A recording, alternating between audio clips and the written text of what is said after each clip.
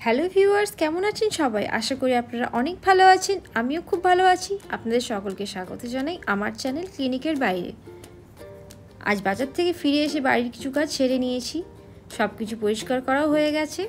দেখুন, আজ আমি বাজার থেকে তালের শাঁস কিনে এনেছি। গরমের দিনে এই ফলটি আমার ভীষণ প্রিয়। মামা বাড়িতে থাকার সময় অনেক তাল শাঁস খেতাম।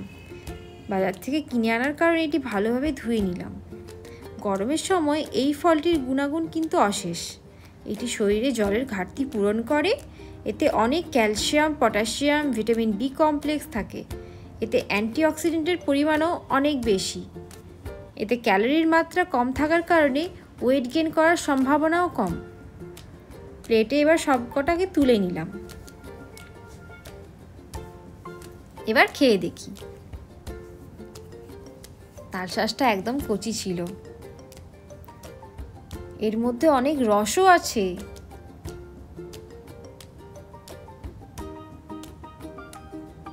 দেখুন শাঁসটা কত পাতলা। এরকম তাল শাঁসই শরীরের জন্য উপকারী। তাল শাঁস বেশি শক্ত হয়ে গেলে সেটা ডাইজেশনের প্রবলেম করে। তাই চেষ্টা করুন যতটা সম্ভব কচি তাল শাঁস কিনে আনা যায়। আপনারাও কিন্তু কিনে এনে খাবেন এবং জানাবেন কেমন।